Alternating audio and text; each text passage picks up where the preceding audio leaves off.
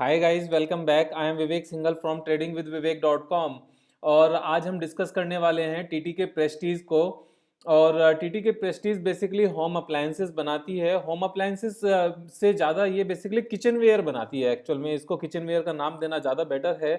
और एक बार इसके बिजनेस को भी समझ लेते हैं और फिर इसके फाइनेंशियल्स को समझेंगे और उसके बाद में इसके टेक्निकल चार्ट पैटर्न को समझेंगे कि ये यहाँ से क्या सजेस्ट करता है और कौन सा चार्ट पैटर्न यहाँ पर डेवलप हो रहा है। तो आगे बढ़ने से पहले मैं एक चीज़ जरूर याद दिलाना चाहूंगा कि मेरी यहाँ पर कोई भी आपको रिकमेंडेशन नहीं है। मैं सिर्फ यहाँ पर ये कोशिश कर रहा हूँ कि किस तरीके से हम अपने किसी बिजनेस को समझ सकते हैं, उसके वेबसाइट पर जाकर बिजनेस मॉडल को समझ सकते हैं, फिर फाइनेंशियल्स को समझ सकते हैं और उसके बाद में टेक्निकल चार्ट पैटर्न को समझ सकते हैं। तो आपको जो भी डिसीजन लेना है वो सिर्फ और सिर्फ अपने अकॉर्डिंग लेना। मैं यहाँ पर सिर्फ आपको सिखाने की कोशिश कर रहा हूँ। मेरा यहाँ पर कोई भी आपको बाय या सेल का रिकमेंडेशन नहीं है।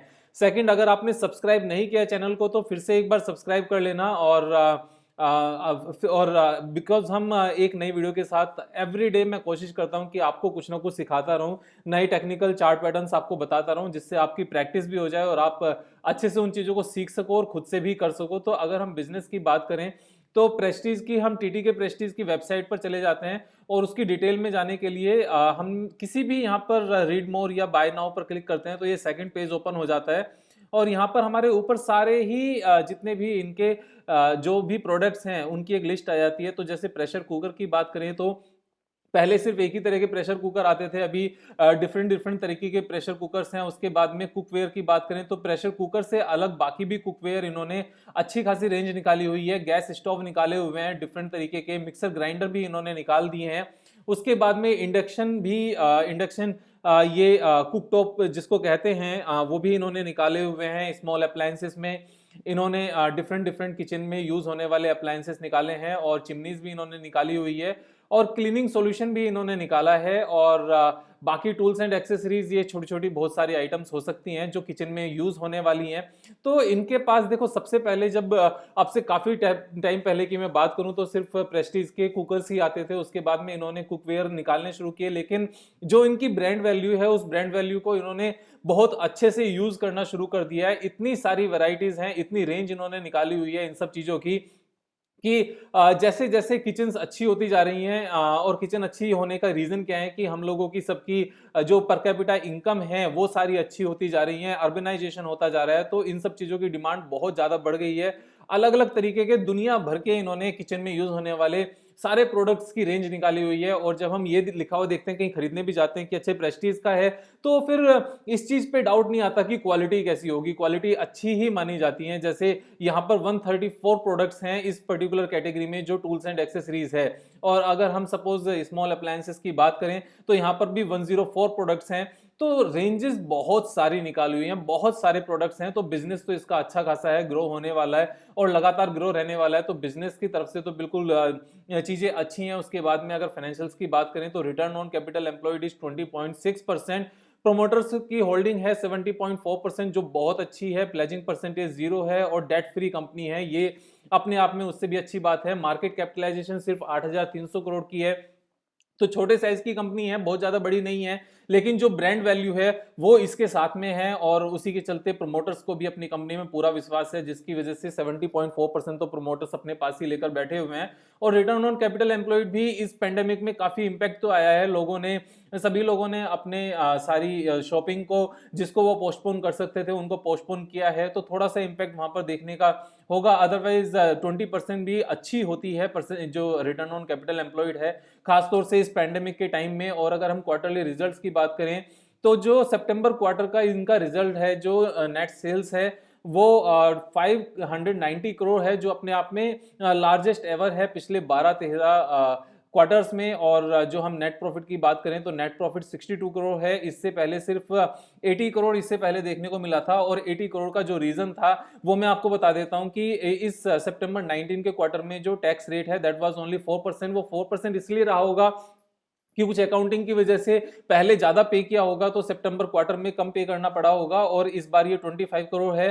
तो अगर हम इस टैक्स रेट की परसेंटेज को हटा दें यहाँ से तो 83 करोड़ है प्री टैक्स प्रॉफिट, जो कि सेकंड हाईएस्ट है, यानी कि उससे पहले सितंबर 19 में भी 84 करोड़ ही था। तो ये हाईएस्ट की रेंज में ही है, 85 यहाँ पर है, तो सेम ही है। और ये पेंडेमिक की बात है, जबकि सेल्स यहाँ पर इंक्रीज हो गई, तो कंपनी ने वापस से मोमेंटम गेन करना शुरू कर दिया है यहाँ पर। और अगर हम प्रॉफिट एंड लॉस की बात करें तो सेल्स 377 करोड़ से बढ़ते हुए 1900 करोड़ तक पहुंची है।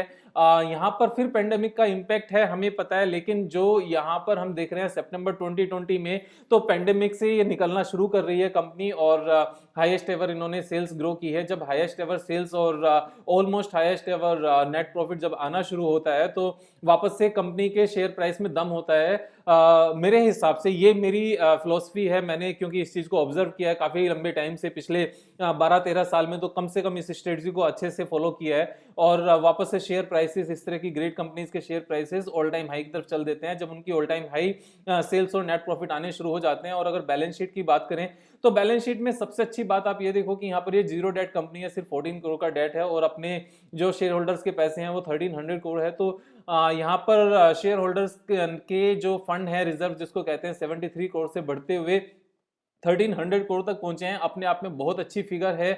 और इसके बाद में कैश फ्लो स्टेटमेंट की बात करें तो cash flow from operating activities is always positive, ये अच्छी बात है। फिर से प्रोमोटर्स की होल्डिंग मेंटेन्ड है 70.41%, एफआईआई के पास 9.42% है, डीआईआई के पास 11.77% है, और पब्लिक के पास सिर्फ 8.41% है। और पब्लिक के पास भी इसमें से अगर हम पिछले 7-8-10 क्वार्टर्स की बात करें तो पब्लिक के पास से खरीदारी की गई है, ये इंस्टीट्यूशंस ने खरीदारी की है, और पब्लिक के पास माल कम होता जा रहा है। जब इस तरह की चीजें देखी जाती हैं तो जनरली वहां ये अपने आप में एक फर्दर प्लस पॉइंट होता है, पॉजिटिव पॉइंट होता है। और अगर हम चार्ट पैटर्न की बात करें तो चार्ट पैटर्न में आप देखोगे ये यहाँ पर एक कंसोलिडेशन में है, नीचे यहाँ पर ये पेंडेमिक के दौरान आया था लेकिन उसके बाद वापस आ गया।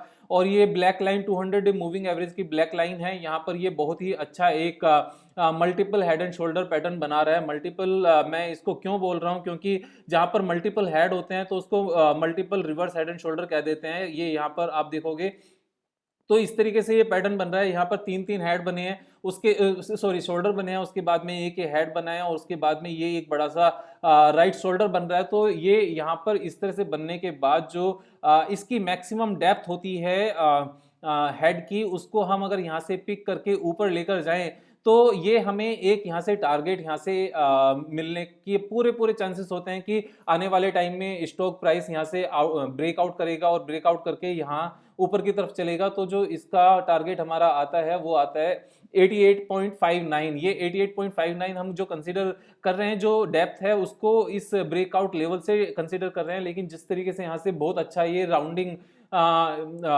शोल्डर बन रहा है, और उसके बाद में यहाँ पर 2 दिन से अच्छी खासी बढ़त भी देखने को मिली है। तो अगर हम करंट प्राइस से एक बार देखें कि कितना स्कोप है पहुंचने का, तो करंट प्राइस तक अगर इसको खींचकर ले आए तो ये हमारा बनता है 44% का यहाँ से अपसाइड मूवमेंट का यहाँ से स्कोप है सीधा सीधा। तो 44%, 44.80% अगर एक साल में भी मिलता है और सिंगल ट्रेड होता है तो अपने आप में बहुत अच्छी रिटर्न है ये। मैं तो इस रिटर्न को बहुत अच्छी मानता हूँ। और अगर पिछले काफी सालों की बात करें तो काफी सालों से इसने कोई ऐसा अपमूव नहीं दिखाया, तो एक बहुत ही अच्छे कंसोलिडेशन में है पिछले 3.5 सालों से, क्योंकि अप्रैल 17 में ये प्राइस 5800 था, ऑलमोस्ट सेम ही था।